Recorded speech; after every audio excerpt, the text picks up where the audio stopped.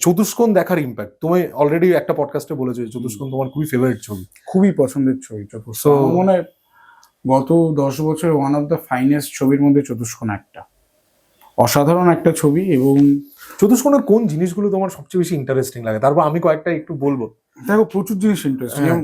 Let's start from the ending, যেখানে জয়ব্রতর মৃতদেহ সৎকার করা হচ্ছে। অল দ্য ক্যারেক্টার যাদেরকে আমরা থ্রু আউট ছবিতে দেখেছি, বিভিন্ন গল্পের মধ্যে দেখেছি, হুম।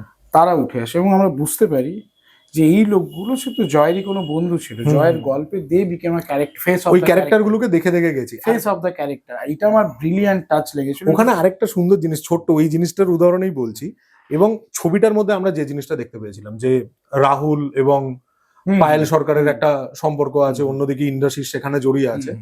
ফিল্মের শেষেও ওই যখন মেটাটা ভাঙছে তখনও কিন্তু ওদের মধ্যে ওই ব্যাপারটা রেখেছে, ওই টেনশনটা ওটা রেখেছে। খুব সুন্দর টাচ, ওটা দারুণ। এবং তারপরে মানে গানগুলো তো অসাধারণ গান ছিল, প্রচুর মেটা রেফারেন্স, প্রচুর ফিল্মের রেফারেন্স। দারুণ। একটা আমার হেভি লাগে, সেটা হচ্ছে মানে চিরঞ্জিত একটা জায়গায় দরজাটা বাজায় আর দরজাটা খোলে, সেখানে একটা মেয়ের নাম থাকে জ্যোৎস্না, সেই বেদের মেয়ে জ্যোৎস্না। এইগুলো চতুষ্কোণে ফ্যাসিনেটিং ছিল।